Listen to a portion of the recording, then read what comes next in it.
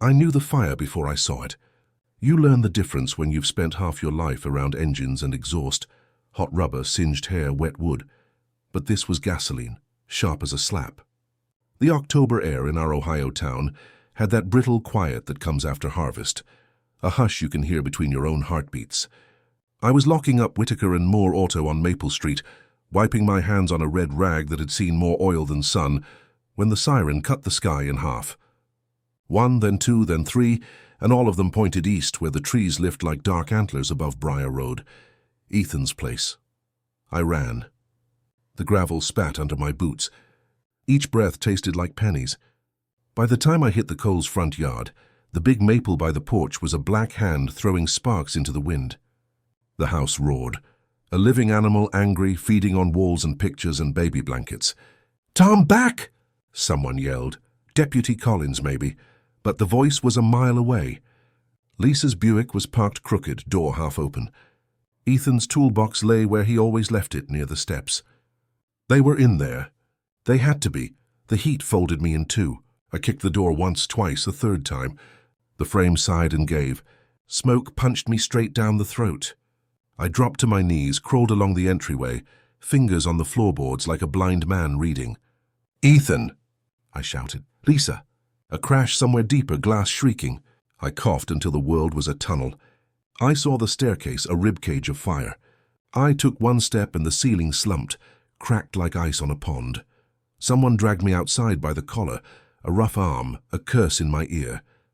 I lay on the grass, cheek to dirt, eyes leaking, and watched the house I'd helped Ethan paint turn into light. The siren stopped and left a noise bigger than sound. Then a pair of tan boots planted in my vision, and the smell of aftershave tried to fight the smoke. A hand clamped my shoulder. "Where were you tonight, Tom?" Sheriff Ray Dalton asked, his voice too clean for a night like this, and I knew, before my mouth could move, that the fire was about to burn my life, too. The interview room was always cold, even in July. That night it felt like a meat locker. The clock was a tired eye above Sheriff Dalton's shoulder. Each tick was a fingernail on a tin lid. Frank Dorsey, the county prosecutor, had loosened his tie like the good cop in a bad cop's dream. He slid a Polaroid across the table. Jarred staircase, melted banister, a shape that might have been a chair or a person, or the shadow grief leaves when it walks out the door. "Accelerant," he said, tapping the image with a knuckle. "From your shop." "I don't sell gas, Frank," I croaked. "I fix clutches." Dalton leaned in so close I could count the nicks on his chin.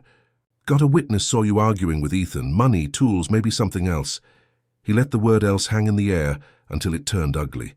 The door opened, and Jack Moore shuffled in, ball cap in his hands, eyes glued to the floor. Jack and I had shared coffee and silence for 10 years. You can be closer to a man through quiet than through talk. He didn't look at me, not once. "He was sore today," Jack mumbled. "Said Ethan owed him from the boat motor last spring." His voice got smaller. "That's all I got." "That's not all we need," Dorsey said, smiling like a church usher passing the plate. "Tom, you and Ethan didn't get along, did you?" I laughed once. Wrong move. It sounded like a bark. "He was my best friend." Dalton's smirk grew. "So you knew the house, knew where to splash a little gasoline so nobody makes it out." He slid a clear bag onto the table, a dented red can with a black spout. "Found near the porch.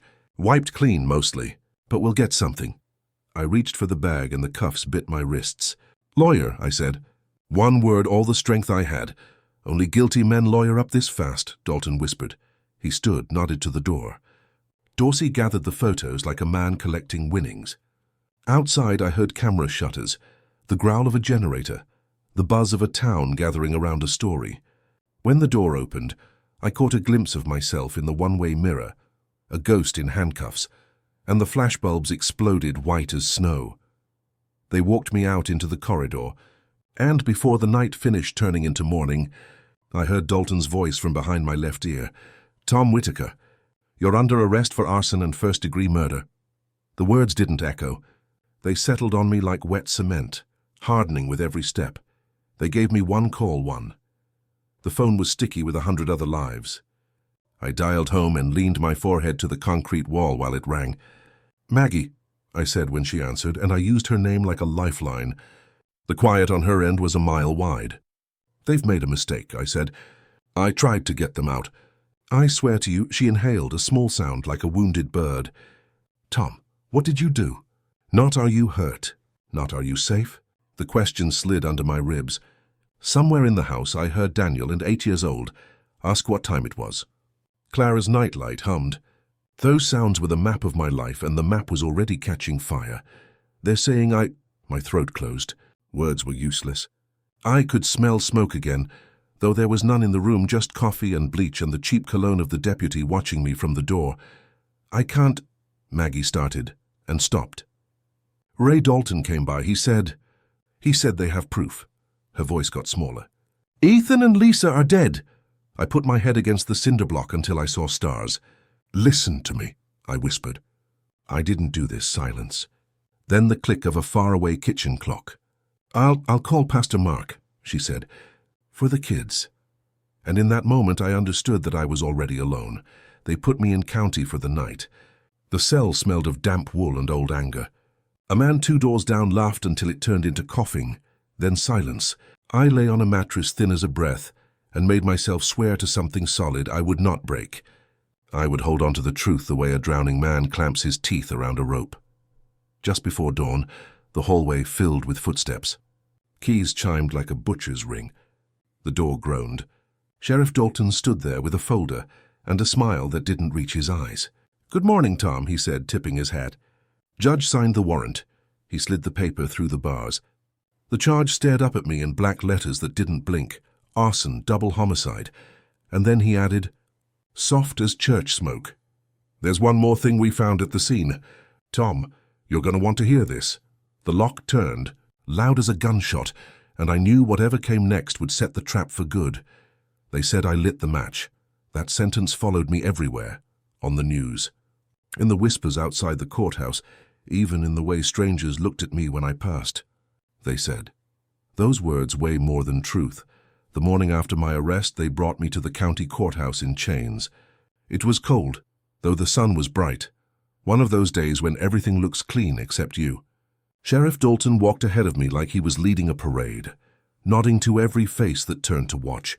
I kept my head down, trying not to meet their eyes, but I could feel the air changing. Once I was Tom the mechanic, now I was Tom the murderer. Inside, the room smelled of dust and wood polish. Reporters filled the benches, notebooks in hand. I heard the clicking of their pens more than I heard the judge's voice. They asked if I understood the charges. Arson, double homicide. I said yes, but it didn't feel like my voice. It was someone else answering for me, some shadow of a man I'd once known. When they read Ethan's name, I flinched. The judge noticed. He wrote something down. Every move I made became evidence. A blink, a twitch, a sigh. Maggie sat in the back, her hands folded so tight her knuckles looked like bones under glass. Our eyes met once, just once. She didn't nod, didn't shake her head, just stared. I couldn't tell if it was fear or grief. Maybe both. When it was over, they led me back through the hallway lined with people. Someone spat near my shoes. A woman hissed a prayer. Outside, the wind picked up, lifting the smell of smoke still clinging to my clothes. I remember thinking that fire isn't done burning yet. The case built itself faster than I could understand it. One day I was fixing carburetors. The next I was the man who killed his best friend. The evidence, if you could call it that, was a story patched together by people desperate to close a case. They said a gas can from my shop was found near the Coles house. They said my fingerprints were smudged across the handle. They said I'd argued with Ethan that week, and that I'd been seen driving near Briar Road after dark. None of it true, but in that town, they said, was always enough. Jack Moore, my co-worker, my friend, took the stand. His voice shook as he spoke. He said I'd been angry that day, that I'd mentioned Ethan owing me for the boat motor we fixed in spring. I remembered that conversation. We'd laughed about it. But now his laughter was gone, replaced by fear and guilt. He wouldn't look at me. When my turn came, I stood and said what I had to say. That I loved Ethan like a brother, that I tried to save him, that I smelled the fire before I saw it. But the faces before me stayed cold. Every word felt like shouting into a storm. Frank Dorsey smirked at the jury while I spoke, as if the truth were an old joke they'd already heard too many times. By the end of the day, I realized something I hadn't understood before. This wasn't about proof. It was about story. And they'd already written mine. That night I sat in the county cell staring at the wall until it blurred into grey. The guard on duty, a young man named Stevens, tossed a folded paper through the bars. "A letter for you," he said, smiling like he knew something I didn't. It was from Maggie. Her handwriting trembled on the page. "Tom, I'm praying. But everyone's talking. They say there's evidence, witnesses. The kids ask where you are. I tell them you're working away for a while. I want to believe you. Please tell me what to do." I read it again and again until the words smudged under my thumb. I wanted to write back, but they only gave me one envelope a week and I didn't know what to say that would matter. "I'm innocent" sounded small now, like a child's excuse. Outside the bars, the hall lights flickered. Somewhere a man was crying, deep raw sobs that echoed through the concrete. I closed my eyes and thought about the night sky over Briar Road, the fire, the smell of gasoline, the sound of Maggie's voice before everything went quiet. In that silence, I felt something shift inside me. Not anger, not fear, but a slow realization that truth doesn't always save you. Sometimes it just watches from the corner, while lies take your name. When I finally lay down, I could still see the flames behind my eyelids. I whispered Ethan's name once before sleep took me. And I swear I heard the fire answer back. The courtroom smelled like polish and sweat, like fear wearing Sunday clothes. I sat there, hands cuffed, my orange sleeves rolled to the elbows because the heat was suffocating. Every creak of the benches felt louder than my heartbeat. Outside the tall windows, I could see the sycamores moving in the wind, leaves tapping against the glass like they were trying to tell me to run. But there was nowhere to go. Frank Dorsey stood at the podium like he'd been born there. His voice carried that smooth rhythm of a man who'd already rehearsed his victory. "This is a case," he said, "of betrayal, of jealousy, of a man who burned the life of his closest friend to ashes." He turned toward me, slow, deliberate, the way a hunter turns toward his prey before the shot. I didn't blink. I just stared back, but it didn't matter. The jury wasn't looking at him. They were looking at me. They brought Maggie in on the second day. I hadn't seen her in weeks. She wore a pale blue dress and a small cross around her neck. When she took the stand, my chest tightened so hard I thought I'd choke. Frank's voice softened when he spoke to her, like a man holding a wounded bird. "Mrs. Whitaker, did your husband ever speak of Mr. Cole in anger?" She hesitated, twisting her ring. "He was upset that week. About money, I think." Then quieter. "But Tom loved Ethan. He'd never—" "Just answer the question, please," Dorsey interrupted, voice snapping like a whip. She looked at me then, just for a heartbeat, and I saw it there. The same thing I'd seen in everyone's eyes since the fire. Doubt. That's when I realized I'd already lost. The trial wasn't to find truth. It was to make the story sound clean, and I was the ending they wanted. By the third week, I'd stopped hoping. Hope is a cruel thing when every witness feels rehearsed. Every word cuts deeper. The sheriff testified next, standing tall, clean-shaven, righteous as a hymn. Dalton swore he found clear traces of accelerant in my truck bed and that I'd been uncooperative and hostile during questioning. He said it like he'd memorized the words in a mirror. My lawyer, a public defender named Carl Hinton, did what he could. He was a good man but tired, the kind of tired that comes from fighting battles you never win. He asked about missing evidence, about the inconsistencies in timelines, about the fingerprint report that was inconclusive. But Frank Dorsey objected to almost everything, and the judge sustained every time. It was like watching someone play chess with only half a board. On the seventh day, Dorsey showed the jury photographs, black and white stills of Ethan's burned living room. He held them up like trophies.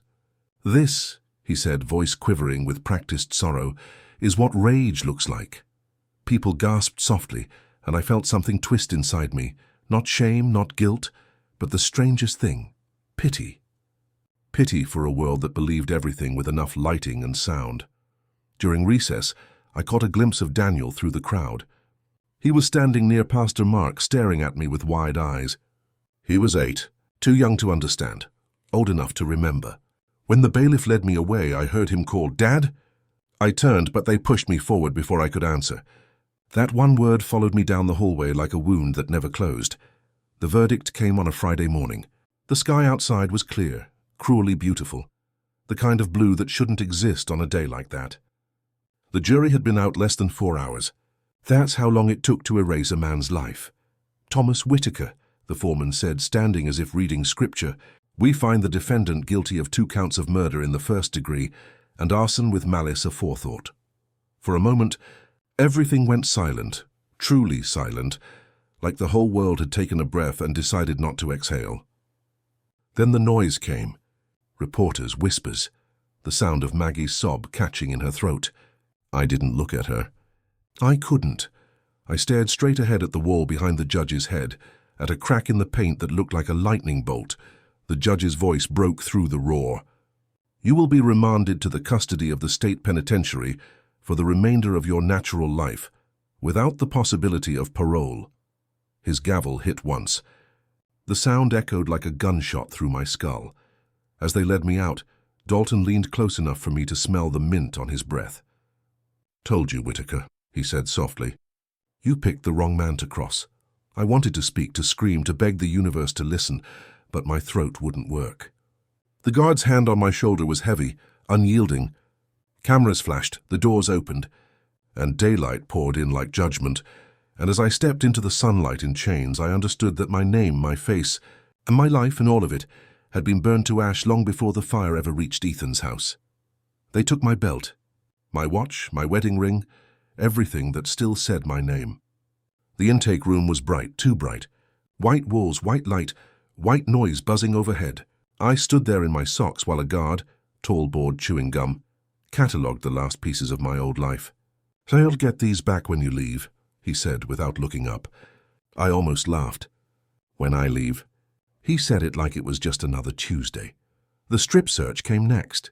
Cold hands, colder voices. I stopped listening to what they were saying and stared at the tile floor instead. It had grey cracks running through it, shaped like veins. That's what it felt like being drained piece by piece until nothing human remained. They gave me state-issued clothes, rough fabric, too big, smelling of bleach and sweat. The number stitched above the pocket was 44792. I remember tracing it with my finger. That's who I was now. Not Tom, not husband, not father, not mechanic. Just a number. When the inner gates opened, a new sound hit me. A deep metallic thud, the kind that doesn't just echo, it sinks into your bones. Then the smell came. Rust, sweat, disinfectant, and something sour that lived in the air itself. The corridor stretched long and narrow, lined with grey doors and faces pressed to small square windows. As I walked through, voices rose. Laughter, curses, whistles, names I didn't recognize. A man shouted, "Fresh meat!" Another laughed, low and mean. I kept my head down, but I could feel their eyes on me, heavy as stones. At the end of the hallway, a guard pointed to an open cell. "Home sweet home 44792. The door clanged shut behind me, and the sound swallowed the last bit of who I used to be. The first night was the longest of my life. My cell was small. A bed, a sink, a toilet, and walls carved with names that didn't matter anymore. The mattress smelled of old smoke and damp clothes. I sat on it, back to the wall, staring at the steel bars, wondering if Maggie was asleep or still crying somewhere under our old roof. Every few minutes, a sound would break the dark. Someone shouting, someone laughing, the metallic cough of a door slamming down the row. It wasn't just noise. It was a language, one I didn't know yet. Across the corridor, a man's voice called out, low and rough. "Hey, new guy." I didn't answer. "Don't worry," he said. "They can't eat you on your first night. Regulations." Then laughter. A few others joined in, until the whole block hummed with cruel amusement. Hours passed, or maybe days. Time didn't move right inside those walls. When dawn finally leaked through the narrow window, it wasn't light, just a grey bruise across the sky. A guard banged his baton on the bars. "Breakfast," he yelled. "If you want to live long enough to eat it." They marched us to the mess hall, a sea of faces that looked the same, hard, hollow, hungry. The smell of powdered eggs and bleach filled the air. I sat alone, trying to swallow food that tasted like metal. Across the room, a man with grey hair and faded tattoos watched me. When our eyes met, he nodded once. No smile, no threat, just recognition. Like he'd seen 1,000 men come through and knew which ones would last. Later I'd learn his name was Henry Lawson. They called him Red. That morning he was just the first man in years who looked at me without hatred. Days became a blur of bells and orders. Wake up, count, work, count again, eat, lock down. The sameness pressed against my skull until I started talking to myself, just to hear a voice I recognized. One afternoon, a fight broke out in the yard. I wasn't part of it, but I felt every punch anyway, the rush of guards, the shouts, the sound of flesh hitting concrete. They dragged 2 men away, blood trailing behind like spilled paint. Later, I heard one didn't make it. No one cared. The next day, his bunk was already filled. That night, Red came by my cell. He leaned against the bars, arms crossed. "You keep your head down, Whitaker," he said. "First year's the hardest. You'll think about ending it. Don't. The system loves a dead innocent." His voice was gravel and smoke. "You hold your truth. Even if no one believes it, it's yours. Don't let them take that too." I didn't answer right away. My throat felt tight, like the air itself didn't want to be breathed. Finally, I said, "Does it ever get easier?" He shook his head once. "No, you just get harder." Then he walked away, his footsteps fading into the hum of the prison night. When the lights went out, I stared up at the ceiling until my eyes burned. Somewhere outside, a train whistle cried in the distance, soft, lonely, almost human. I wondered where it was going, and if anyone on it ever thought about the men they left behind in places like this. And for the first time since the fire, I prayed. Not for freedom, but just to survive the next morning. I learned quickly that prison had its own kind of weather. The air was always thick, part sweat, part dust, part despair. You could feel it cling to your skin no matter how many showers you took. Days melted together, and nights were only darker versions of the same noise, steel slamming, boots echoing, voices bouncing off concrete. I started working in the laundry room. They gave me gloves full of holes and a machine older than I was. The steam burned through the fabric and left my palms raw. The guards never looked at us. We were part of the machinery, moving, folding, sweating. The only time they noticed was when something went wrong. Red worked next to me. He was older, maybe late 60s then, skin freckled from a lifetime of sun he no longer saw. He'd been inside more than 30 years, and it showed in the way he moved, slow, sure, no wasted motion. "Keep your head down and your eyes open," he said that first week. "The walls have ears, but so do the rats." He wasn't talking about rodents. In prison, rats meant informants, men who traded secrets for favors, cigarettes, shorter shifts, sometimes just attention. I didn't understand how dangerous that word was until I saw what happened to one. It was a Friday. Lunch had just ended when 2 inmates cornered a guy near the showers. His name was Curtis, a small man with eyes too nervous for this place. He'd been caught feeding info to a guard. The screams didn't last long. By the time they dragged him out, the floor was streaked red and everyone went silent, even the guards. That night, I couldn't sleep. I kept thinking of that silence, how heavy it was, how final. Red said it best later. "There's a grave for every man who forgets how to keep his mouth shut." From then on, I learned to speak less, watch more, and let the days fold over me like sheets in the laundry. Weeks turned into months. The routine became muscle memory. Wake before dawn, count, work, count again. I stopped marking days on the wall because the wall never changed. Red and I began to talk more during shifts. He told me he'd been locked up since '59 for a murder he still swore he didn't commit. "Back then," he said, "they didn't even pretend to care if you were guilty or not. They just needed someone to hang it on." I told him our stories weren't that different. He laughed, a low, dry sound. "No, Whitaker, the story's always the same. Only the names change. Sometimes we'd trade small pieces of the outside world like currency. The smell of gasoline, the sound of kids on a summer night, the feeling of grass under bare feet." He'd close his eyes when I spoke, as if remembering through me. "So you're lucky," he said once. "You still got a wife and kids somewhere, even if they forgot you, they exist, that's something." I wanted to believe that. I wanted to believe that Maggie still thought of me, even if only in anger. But her letters had stopped months ago. I'd write once a week anyway, just to feel the pen move. The act of writing made me feel less like a ghost. One afternoon, while folding uniforms, Red asked, "You ever think about what you'd do if you got out?" I almost laughed. "What's the point?" He nodded. eyes fixed on the endless mountain of white shirts. Because thinking about it's the only way to stay alive. That night, I dreamt of my daughter's face, Clara, only 5 years old when I left. In the dream, she was calling my name, but every time I turned, she was farther away, behind a glass wall that grew thicker each time I reached for her. When I woke, my hands were trembling. Winter came, though inside it only meant colder floors and thicker breath. The pipes rattled like bones. Some nights frost crept along the inside of the window bars, thin and delicate, like lace made of death. There was a boy named Luis Ramirez who joined our block that season, barely 20, small, quick with a smile that didn't belong in a place like this. He said he'd been framed too. Wrong car, wrong night. We all said that, of course, but there was something honest in his eyes. Red didn't trust him at first. "Too much light," he muttered. "Light don't last long here." Luis worked with us in the laundry. He'd hum songs while sorting sheets, soft Spanish tunes that made the room feel less like a coffin. The guards didn't like it, but he kept singing anyway. I found myself humming along sometimes, quiet enough not to draw attention. It was the first music I'd heard in years. One evening he handed me a folded scrap of paper, a drawing he'd made of the laundry room with tiny figures that looked like us. "To remember," he said. I still keep that image in my head. 3 men surrounded by steam, ghosts with hands. Red watched the kid with a strange fondness. "Reminds me of my boy," he said once. He stopped writing decades ago, probably dead by now. There was no sadness in his tone, just a tired acceptance, like someone describing the weather.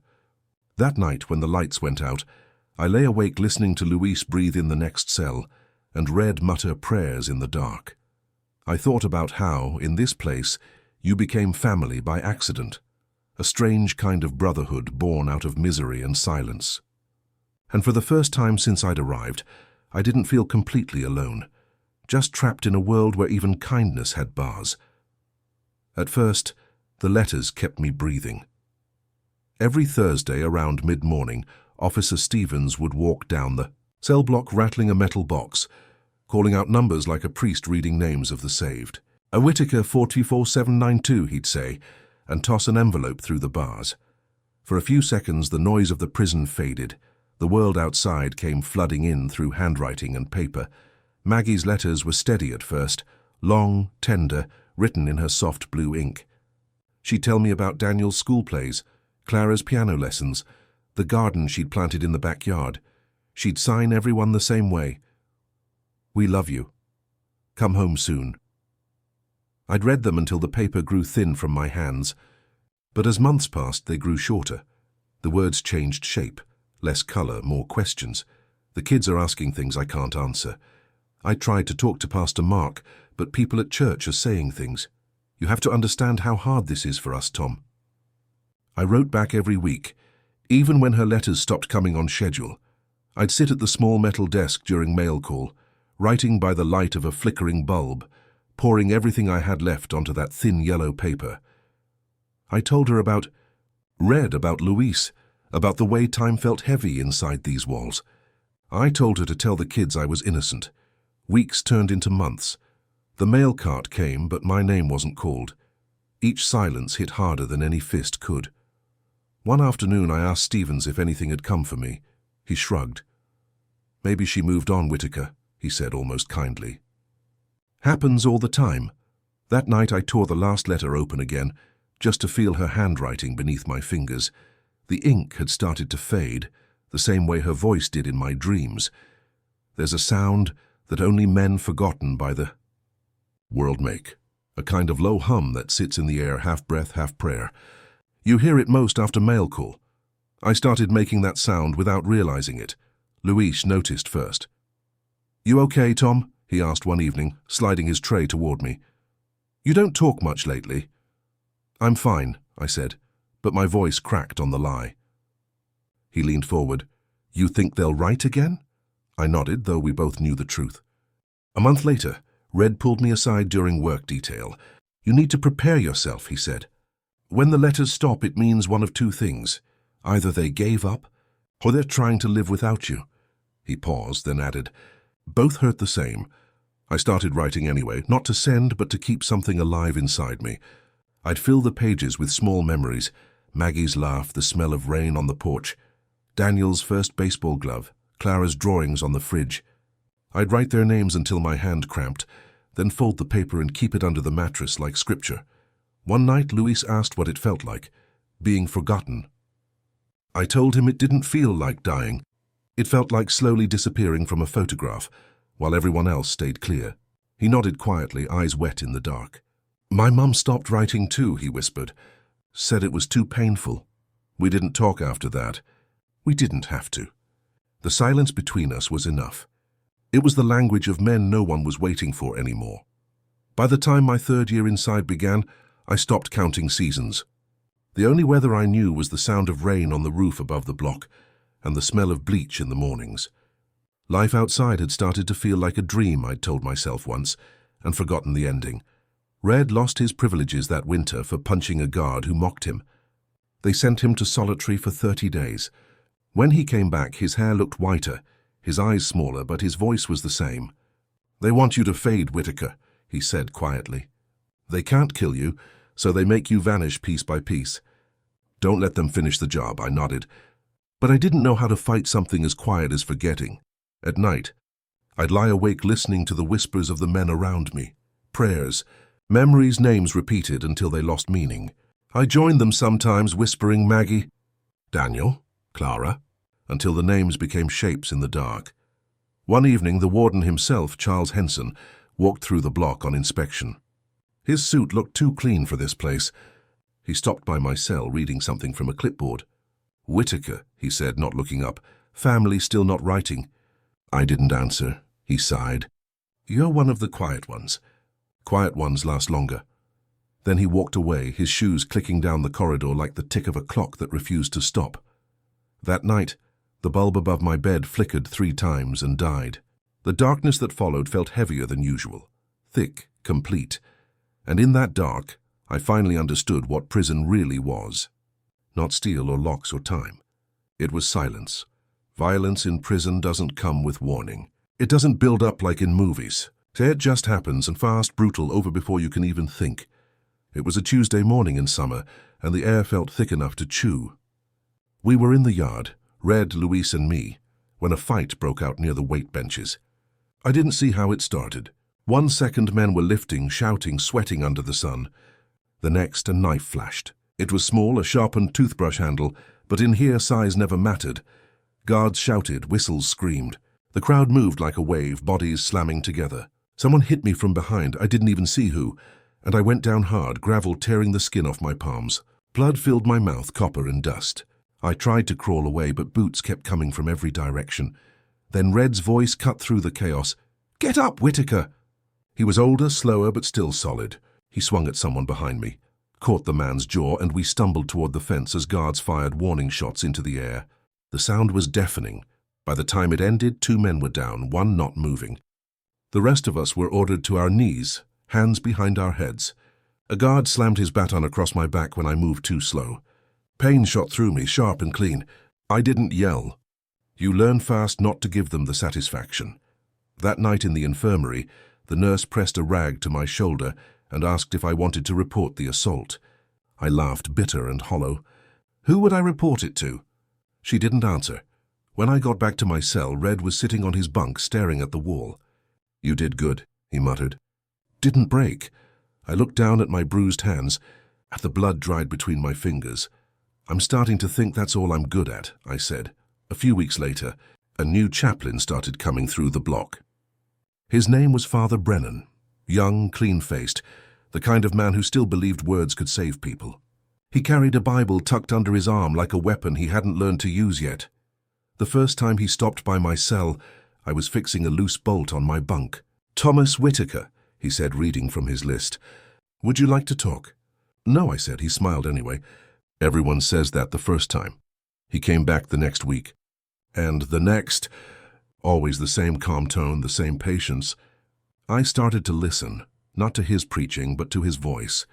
He'd read Psalms sometimes, low and slow, and the rhythm reminded me of Maggie reading bedtime stories to the kids.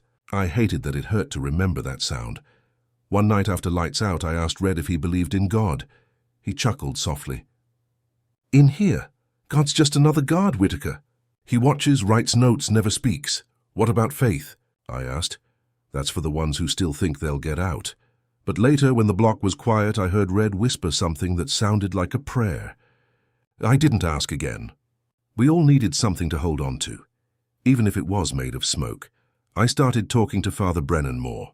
Not about salvation. I didn't believe in that anymore.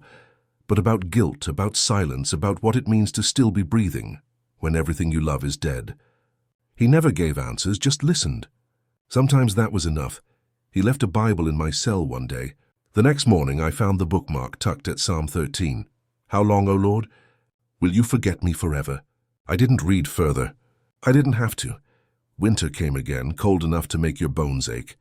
The pipes froze twice that month, and the guards didn't bother fixing them for days.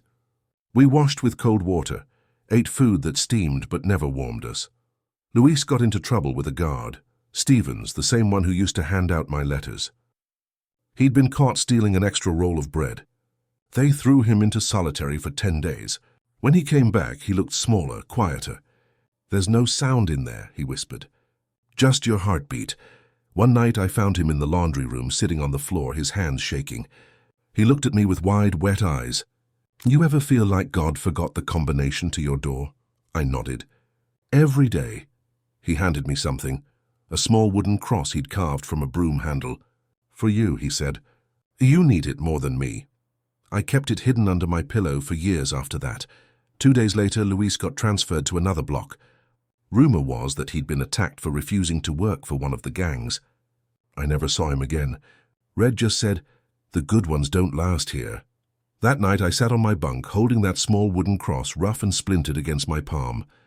For the first time in a long time, I closed my eyes and whispered something I hadn't dared in years. Not a prayer, not a confession, just a plea into the dark. If you're still out there, don't forget me yet. After 10 years, time stopped feeling like time. That turned into noise, the clank of doors, the shouts in the yard, the hiss of the steam pipes when they rattled awake each morning. I stopped keeping count of the years carved into the wall. They didn't mean anything anymore. Red's hair had gone completely white by then, and he walked with a limp from an old fight he never talked about. You know what the cruelest thing in here is? He said one afternoon while we worked. It's that you don't age at the same speed as the world. Out there they live. In here you rust. That was the year Warden Henson started visiting our block more often. He wasn't like Dalton, not cruel, not kind, just quiet. He watched everything. A tall man, always in the same grey suit, hands behind his back, walking the corridor like it belonged to him and no one else. When he passed by, even the guards straightened up. One day he stopped at my cell. I remember the sound of his shoes, polished against the concrete. He looked at the small wooden cross on my desk, Luis's cross, and then at me. You've been here a long time, Whitaker, he said. His voice was low, careful. I read your file. No incidents, no fights, no complaints. That's rare, I didn't answer. He glanced at the wall behind me, where faint scratches marked the passing of years. You still claim innocence? He asked. I nodded once. He studied me for a moment that felt longer than the silence. Maybe you are, he said almost to himself. Then he turned and walked away, leaving that sentence hanging in the air like smoke. For weeks after, I kept hearing his voice in my head. Maybe you are. It wasn't hope, not really, but it was something dangerously close. Red's health began to fail that summer. The old man's cough turned into something deeper, and the infirmary visits became regular. I tried to help him as best I could, carrying his tray, folding his laundry, sitting beside him when he couldn't sleep. You ever think about what happens when we die in here? He asked one night. You think someone says our names again? I didn't know how to answer, so I just said, I'll say yours. He smiled, thin and tired. Then I'll be fine. The next week, the priest came to read him last rites. They didn't tell me until it was over. I found out from a guard who shrugged and said, Old man Lawson checked out this morning. Just like that. No ceremony, no moment of silence. Just another name erased from the list. They buried him behind the maintenance yard. A plain cross, no name, just a number. I stood at the window of the laundry that afternoon, watching the grey sky, and whispered the promise I'd made. Henry Lawson. Saying it out loud felt like pushing back against the dark, even if only an inch. That evening the warden came through again. He stopped near my cell and said, "I heard you and Lawson were close." "Yes, sir." He looked at me, and for the first time there was something almost human in his eyes. "He said you were a good man," Henson said. Before he died, he walked away before I could speak, and I just stood there holding onto the bars, breathing like it hurt. For the first time in a decade, someone had called me a good man. I didn't know what to do with that. Weeks passed, then months. I worked, slept, breathed, the slow rhythm of survival. The warden's visits grew more frequent. Sometimes he'd stop at my cell just to ask about the work, or how the new men were adjusting. But I knew what he was really doing, watching me. One evening, after count, he called me into his office. It was my first time outside the block in years. The room smelled of coffee and paper, real paper, not the recycled kind we got in the library. His desk was tidy, a single photo on the corner, a boy in a baseball uniform. He poured 2 cups of coffee, handed me one. My hands shook so badly I almost spilled it. "You were a mechanic, right?" he asked. I nodded. He gestured toward a broken fan on the shelf. "Think you could fix that?" It was a small thing, but I worked on it for nearly an hour, my fingers remembering what my heart had forgotten. The sound of screws, the smell of oil. It brought me back to who I was before everything burned. When I finished, the fan hummed quietly, steady and alive. Henson smiled faintly. "Still got it," he said. I didn't know what to say. Before I left, he said something that stayed with me. "I don't know if you're innocent, Whitaker, but you don't carry yourself like a guilty man." He paused. "Keep doing what you're doing. Stay decent." When I went back to my cell that night, I could still hear the hum of that fan in my head. Soft, steady, defiant. For the first time in years, I slept without dreaming of fire. Christmas in prison is a strange thing. They try to make it sound normal. A string of paper garlands in the mess hall. A few guards humming carols they don't mean. Powdered cocoa that tastes like chalk. But nothing about it is holy. It's just another day wrapped in tinsel. That year, my 15th behind bars, snow fell heavy outside. The windows frosted from the inside, turning the world into a blur of white and shadow. Some of the younger inmates joked, tossed scraps of bread like snowballs. But the older ones, the ones who'd already lost decades, just stared at the walls. Christmas wasn't a holiday for us, it was a mirror. I spent the morning working in the laundry. The machines hissed like tired lungs, and the steam blurred everything. When I looked at my reflection in a metal panel, I barely recognized myself. Grey hair creeping through, lines carved deep into my face. I looked like my father, or maybe older. Red would have teased me for that, but Red was gone. And the silence he left behind followed me everywhere, even to the chapel that night. Father Brennan led a small service. Half the block showed up, mostly for the candles and the illusion of warmth. He read from Luke, about forgiveness and birth and light in the darkness. I didn't listen much until he said, "Even a small flame can break through the longest night." For some reason that line stuck. Maybe because I'd been living in the longest night I could imagine. When the service ended, the warden came by handing out envelopes, mostly from charities or church groups. He stopped at my cell and said quietly, "Merry Christmas, Whitaker." I almost said it back, but the words wouldn't come. Later, when the lights went out, I sat on my bunk and whispered, "Merry Christmas, Maggie," just to hear her name in my own voice again. The next morning, something unusual happened. During mail call, Officer Stevens stopped by my cell with a letter in his hand. He looked surprised. "Haven't seen your name on the list in a long time," he said. It was old. The envelope yellowed, the ink faded. The postmark read Cleveland, 2004, nearly 2 years earlier. I held it like it might vanish if I blinked. My hands trembled as I tore it open. "It was from Clara, Dad. I don't know if you'll get this." "Mom says you probably won't, but I had to try. I'm 18 now. I'm in nursing school. I still think about you when I see old men with kind eyes. I used to be angry, but I'm tired of that. I just hope you're okay. I still remember the night you built that snowman with me.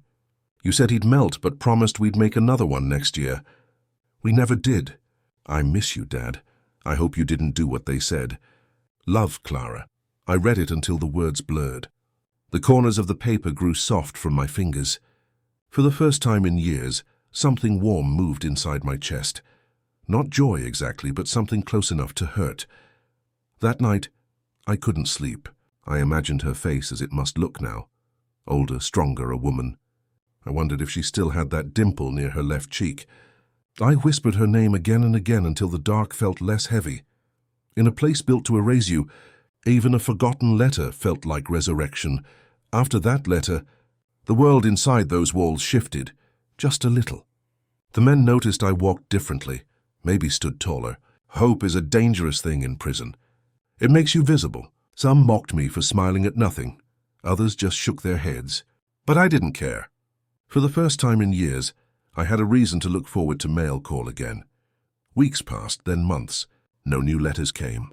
Still, I held on to that one piece of paper like it was oxygen. Every Sunday I'd unfold it, read it again, trace the loops of her handwriting. Each word felt alive. I miss you, Dad. That line burned more gently than the fire that destroyed my life, but it burned just the same. One evening, Warden Henson came by during inspection. He saw the letter on my bunk and asked, "From your daughter?" "Yes, sir." He nodded slowly. "I have a daughter too," he said. "About her age. It's a hard thing, losing that time." He looked at me for a long moment before adding, "I'll see what I can do about your correspondence, Whitaker. Sometimes mail gets lost." His tone was careful, almost regretful. I didn't ask what he meant. That night I dreamt of Clara standing in the snow again, holding my hand, both of us watching the first flakes fall over an old house that didn't exist anymore. She looked up at me and said, "It's okay now, Dad." When I woke, the cell was cold, the letter still folded under my pillow. The ghosts of Christmas had come and gone, but this time they'd left something behind. A heartbeat. By my 20th year inside, hope had turned into a kind of superstition, something you didn't talk about like ghosts or luck. You didn't hope in here. You survived. But one afternoon the warden called me to his office. That hadn't happened in years. The guard who walked me down didn't say a word. And when the door opened, I saw Warden Henson standing beside a woman in her 30s, holding a small recorder and a notebook. "This is Sarah Bennett," he said. "She's a journalist. She's been researching wrongful convictions in the state. I told her you'd be willing to talk." I almost laughed. Willing, Sarah smiled. A real smile, the kind you forget people can have. "Mr. Whitaker," she said, her voice calm but curious, "I've read your file. Something doesn't add up." I'd heard that before from well-meaning interns or students who'd fade away after the first locked door. "They said that 20 years ago too," I muttered. She didn't flinch. Maybe they didn't look hard enough. She asked if I'd tell her what happened the night of the fire. I told her the same story I'd told 1,000 times, about the garage, the sirens, the heat, the sheriff, the smoke. She didn't interrupt, just scribbled notes. When I finished, she said, "The accelerant report from your case, it doesn't match the county standard. The lab closed 2 months after your trial. Did you know that?" I shook my head slowly. My heart started to thump in a way it hadn't in years. "I want to see the original evidence," she said. "All of it." Henson looked uneasy. "That might be difficult." Sarah's voice sharpened. "If it still exists, I'll find it." After she left, the warden stood quietly for a moment. "Don't get your hopes up, Whitaker," he said softly. "She's persistent, but the world's forgotten your case." I nodded. "So has the world ever been wrong before?" He didn't answer. Weeks passed before I heard from Sarah again. I'd started to believe she'd given up like all the others. Then one morning, a guard called my name, real name, not my number, and handed me a letter. It was typed neatly, signed Sarah Bennett. "Mr. Whitaker, I found something. There are missing pages in the evidence file. The gas can used against you was logged 3 days before the fire, which means it couldn't have been yours. Someone altered the chain of custody. I'm filing a request for access to the state archives. Don't give up on me yet." I read it 3 times, each word hitting harder. My hands were shaking by the end. Red had been gone for years, Louise too, and no one in this place spoke my name anymore. But now a stranger out there did. That night I couldn't sleep. The memories came back sharp like knives. The trial, the faces, the smell of gasoline that wasn't mine. I kept thinking, what if she's right? What if something survived the fire that can still speak for me? The next morning I went to chapel. Father Brennan was there, lighting candles. "You look different," he said. "Something happened?" I told him, and his face softened. Sometimes truth just takes the long way home, he said. Maybe it's finally finding you. I didn't answer. I didn't trust hope. Hope had teeth. It bit when you let it too close. Still, when I returned to my cell, I unfolded Clara's old letter and set it beside Sarah's. 2 voices from the outside world, 2 small pieces of light.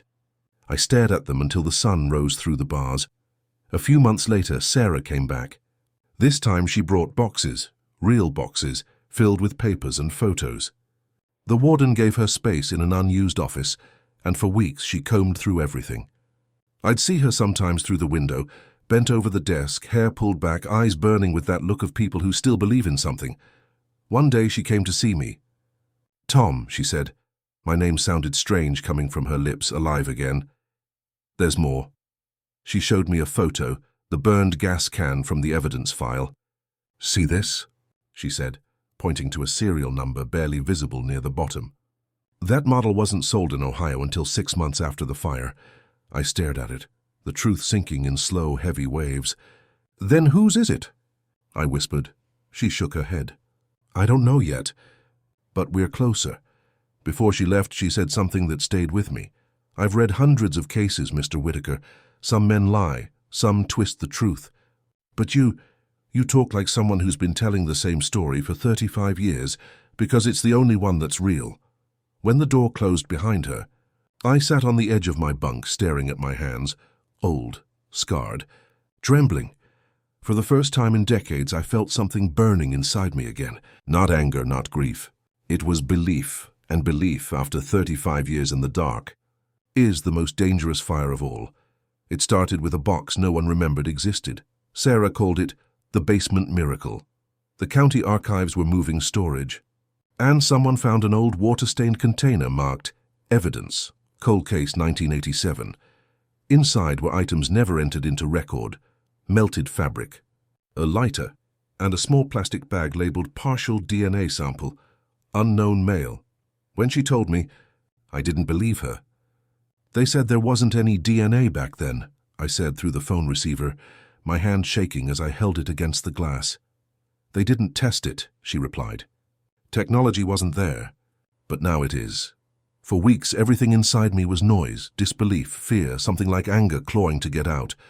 Could that one forgotten scrap, buried under dust for 3 decades, be enough to burn through all these years of lies?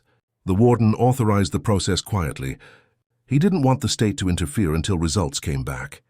"You understand, Whitaker," he said one afternoon. "If this leads nowhere, it ends here." "No more appeals. I understand," I said. But it already ended once. Sarah worked with a detective named Nora Klein. Sharp eyes, calm voice, the kind of person who didn't flinch at old ghosts. She visited me once. "We're reanalyzing everything," she said. "If there's truth left in that evidence, we'll find it."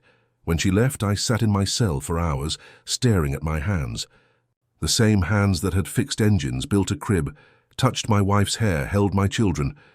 The same hands everyone said had killed my best friend. That night, I didn't sleep. I could almost smell the fire again, but this time it wasn't fear I felt.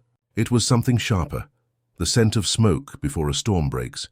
It took 6 months, 6 months of waiting for a phone that never rang, for footsteps that might bring news, for a letter that could change everything. In prison, time moves slow, but hope makes it crawl. Then one morning the warden came himself. "Visitor," he said. His voice was strange, softer than I'd ever heard it. He led me to the same small room where I'd met Sarah the first time. She was there, standing, holding a folder. Her eyes were red, but she was smiling. "They found a match," she said. "Tom, it's not you," I froze. The words didn't land at first. They floated in the air, unreal, like something from a dream I'd already forgotten. "Say that again," I whispered. "The DNA on the gas cans, it belongs to someone else." "A man named Jack Moore." I couldn't breathe. "Jack, my old co-worker. The man who'd testified against me. The one who'd looked away while I fell." My knees went weak and I had to sit down. Sarah kept talking, her voice trembling between triumph and anger. "He died 5 years ago. Car crash in Michigan. But his prints, his DNA, it's all there, Tom. You were telling the truth."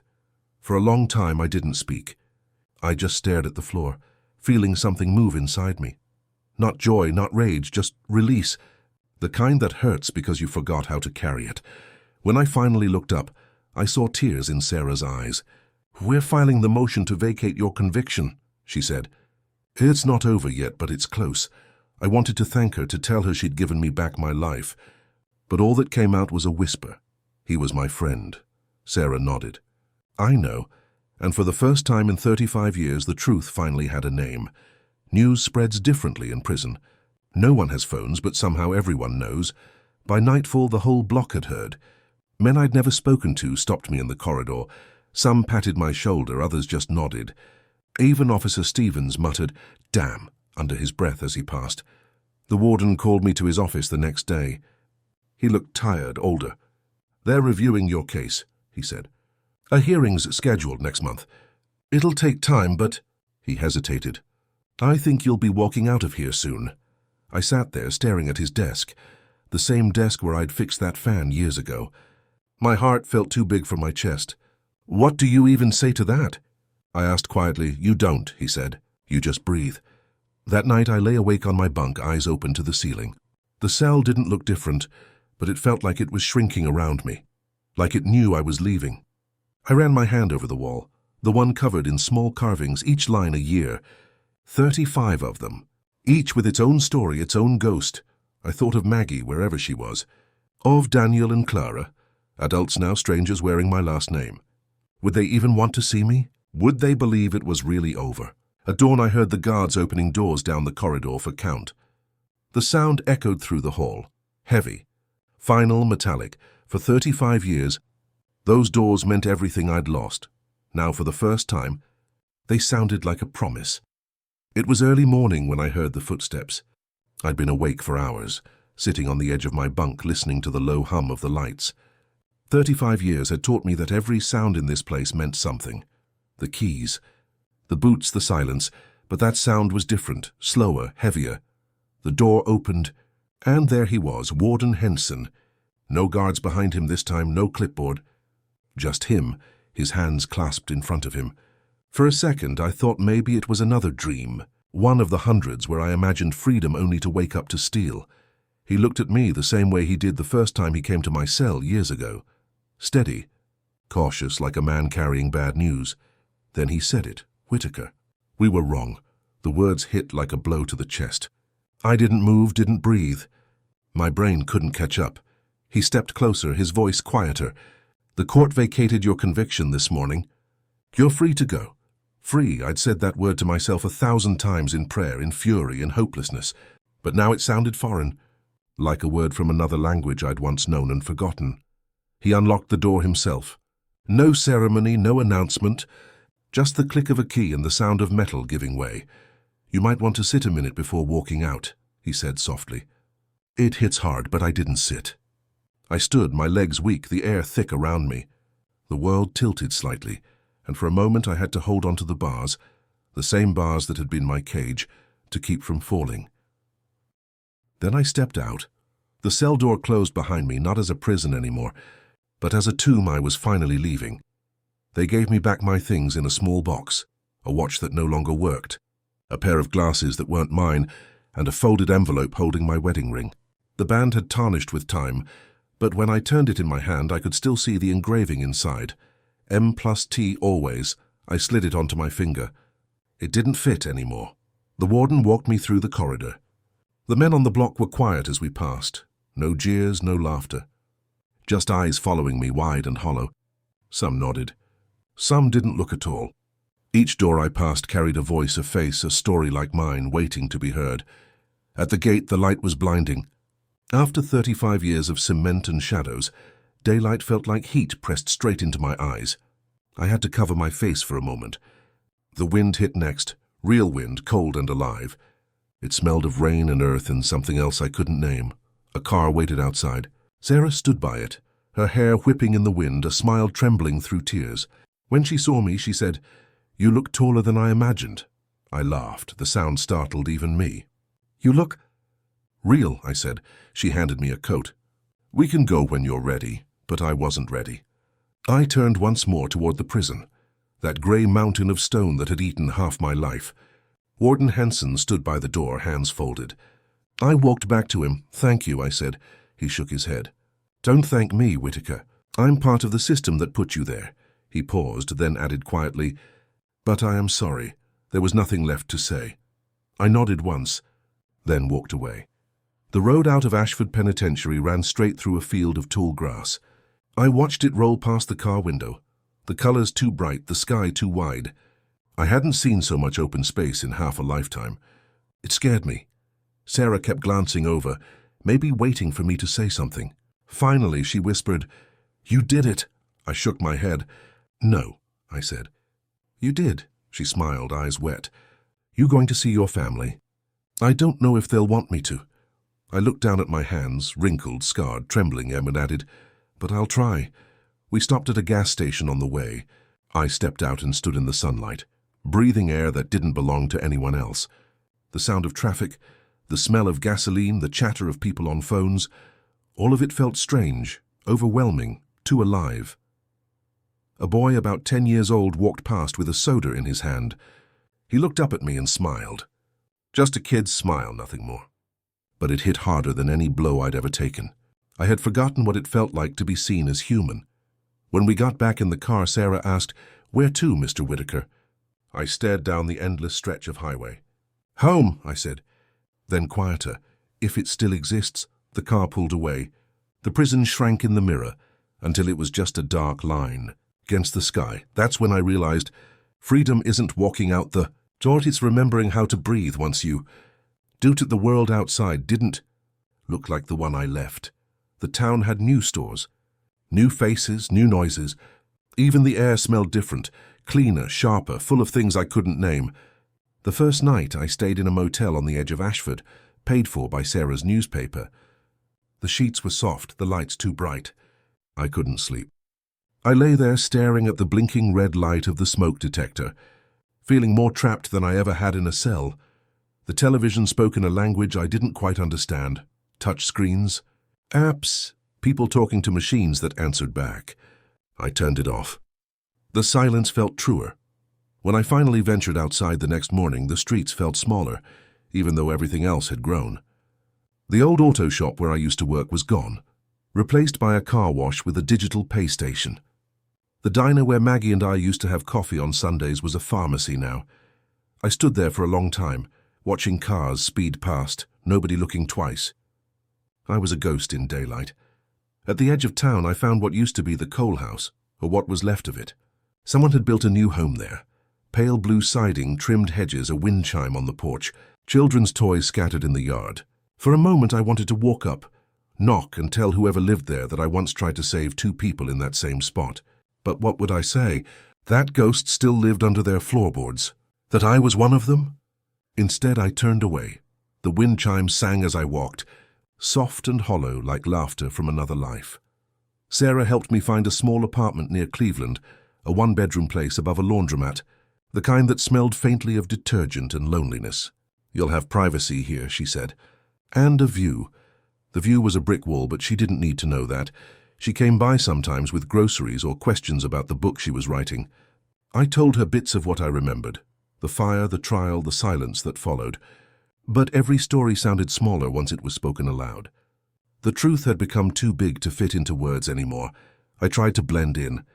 I bought clothes that didn't fit right, learned how to use a cell phone, stared too long at every screen in every store window, trying to understand what the world had become. Everything moved fast. People didn't look at each other anymore. The world I'd dreamed of returning to didn't exist. It had evolved without me. Sometimes I'd catch my reflection in glass and flinch. My face had aged 35 years, but my mind was still waiting for a letter from Maggie, still expecting Clara to run down the hall calling my name. I started walking at night, miles at a time, until my legs hurt. The city's glow stretched like fire over the horizon. I'd pass families through windows, dinner tables, laughter, the flicker of TVs, and every time I saw a father reach out to touch his child's shoulder, something in me twisted. I wasn't angry anymore, just hollow, like a house that had stood through too many winters. One evening I went to the diner on 6th Street, a place Sarah said had the best pie in town. I sat at the counter, ordered coffee, and listened to the hum of conversation. Nobody knew who I was. That was the strangest part. Anonymity after decades of being a name whispered with hate. A woman about my age sat 2 stools away. She smiled politely. "Cold night, huh?" "Colder than I remember," I said. My voice sounded too rough for this world. We talked for a few minutes about nothing. Weather, coffee, the city's noise. When she left, she said, "Merry Christmas, Mr." I hesitated, then smiled faintly. "Whitaker. Tom Whitaker." She didn't react. Didn't know the name. That, more than anything, felt like freedom. That night I walked back to my apartment and stood by the window, watching the snow fall between the streetlights. Each flake seemed to fall slower than the last, like the world was finally giving me time to catch up. I thought about all the things I'd missed. Birthdays, funerals, the sound of my children growing up, Maggie's voice growing old without me. I whispered their names one by one, like prayers sent into the dark. Then I opened the window, let the cold air rush in, and breathed until it hurt. I was free. But freedom, I learned, has its own kind of silence. I waited 3 weeks before I had the courage to reach out. Sarah had found Clara's address through public records, Denver, Colorado. A nurse working nights, divorced, 2 kids. I sat with that piece of paper for days, afraid to even touch it. What if she hated me? What if she didn't remember my voice? In the end, I wrote a letter, simple and clumsy. "Clara, it's your father. You don't have to answer, but I'd like to see you. I'm not the man they said I was. I never was. I just want to hear your voice once before I die." I mailed it the next morning and spent every day after waiting for something that might never come. Then, one afternoon, the phone rang. I almost didn't pick up. "Dad?" Her voice was softer than I remembered, older, steadier, but still hers. I couldn't speak at first. The silence stretched so long, she said, "If you're not ready, that's okay." "I'm ready," I finally whispered. We talked for an hour. She told me about her boys, about her work, about Maggie, how she'd moved to Oregon after remarrying. I listened to every word like it was air. When she said, "Daniel doesn't talk about you much," I felt something sharp twist in my chest. Then she said quietly, "You can come visit, if you want." When the call ended, I sat there for a long time, staring at the phone. My hands were shaking. After 35 years of silence, my daughter had given me a word I thought I'd never hear again. Home. It was March when I flew to Denver. The airport alone felt like another planet. Lights, voices, screens flashing information faster than my eyes could follow. Sarah had helped me book the ticket, but the rest I faced alone. When I landed, the air smelled clean and cold. Clara met me at a small diner near the edge of the city. She was sitting by the window, stirring her coffee, her hair pulled back the same way Maggie used to do. When she looked up, I froze. I had imagined this moment for years, but nothing prepared me for it. She stood. "Hi, Dad." I opened my mouth to speak, but the words broke before they formed. We sat for a long time without saying much. She talked about her children, Ethan and Lisa. The names made my chest ache, but I smiled anyway. "You named them after the coals," I said softly. She nodded. I wanted to remember that not everything good had to burn. When she finally asked about prison, I told her pieces. The days, the years, the people who didn't make it. She listened, her hands trembling around the mug. At one point she whispered, "I stopped believing you were alive when I was 20. I stopped believing I was alive too," I said. Before we left, she hugged me, awkwardly, cautiously, but real. I could feel her heart beating fast against mine. "You should see Daniel," she said. "He needs to. Does he want to?" "I don't know," she admitted. "But it's time." When she drove away, I stood on the sidewalk long after the taillights disappeared, the smell of her perfume still in the air. For the first time, I felt both joy and grief in the same breath. I had found my daughter.